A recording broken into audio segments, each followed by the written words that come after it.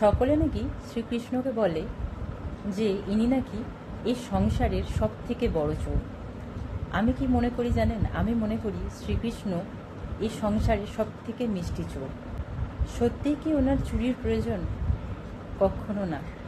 এই জগৎ সংসার তিনি সৃষ্টি করেছেন। তিনি কি সত্যিই গোপীদের কাছ থেকে চুরি করে খেতে আসতেন? কখনো না। আজ এ নিয়েই আমি আপনাদের একটা গল্প বলবো, কিন্তু তার আগে এটা বলি যে তিনি মাখন চোর হিসাবে কেন বিখ্যাত ছিলেন, আর মাখনের জন্য স্পেশালি কি মেসেজ শ্রীকৃষ্ণ আমাদের দিতে চেয়েছিলেন। মাখন চোর ওনাকে এই কারণে বলা হয়, উনি মন্থন জিনিসটাই খুব ভালোবাসেন। যেমন আমি আপনাদের সব সময় বলি, আত্মমন্থন করুন। দুধকে দই পেতে তবে কিন্তু মন্থন করে মাখন তৈরি হয়।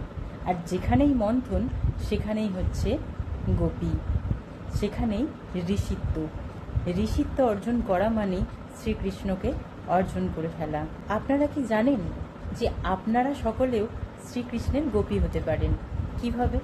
আত্মমন্থন করে। একদম যেরকম দুধকে দই পেতে তবেই মন্থন করে মাখন তোলা হয়, তারপরে এই সংসাররূপী জলের উপর সেই মাখন ফেলে দিলে দেখবেন ভাসতে থাকে, আর তার কোনো চিন্তাই নেই। কারণ কি? সে সেই ঈশ্বরের সঙ্গে মিশে গেছে।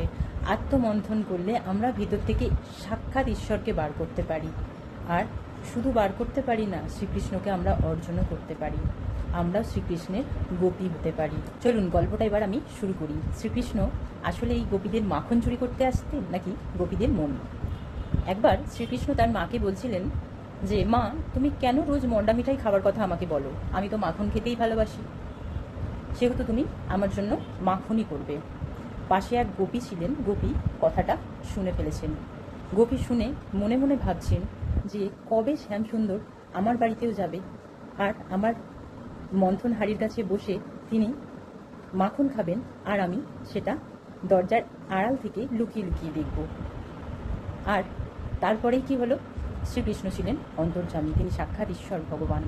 তার মনের প্রার্থনা শুনে ফেললেন।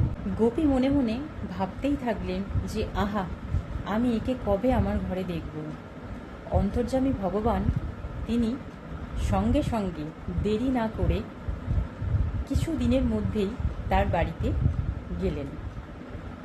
ভগবানের সাক্ষাৎ আগমনে গোপীর মন একেবারে একদম গলে ফ্যান হয়ে গেল। গদগদ সুরে গোপীর মুখে আর কথা এলো না। ভগবান তার মনের প্রার্থনা শুনে তার ঘরে গিয়ে মাখন খেয়ে তার ইচ্ছা পূরণ করলেন। তার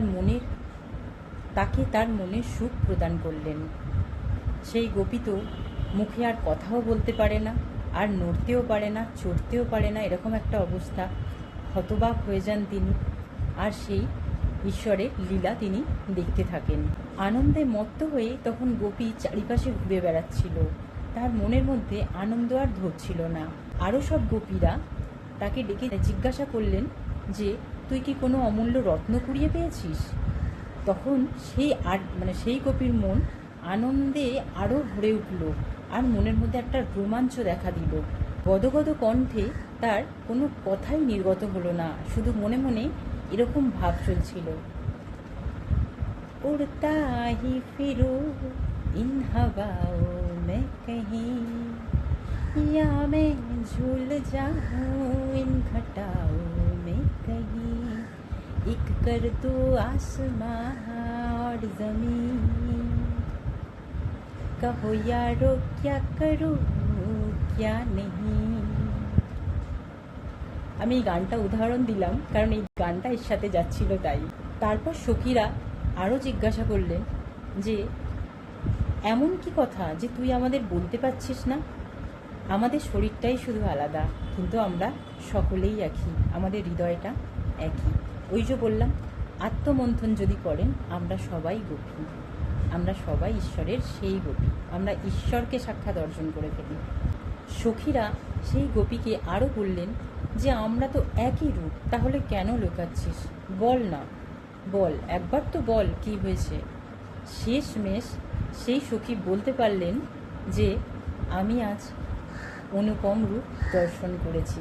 ব্যাস এইটুকুনিতেই সমস্ত সখী মুখ বন্ধ।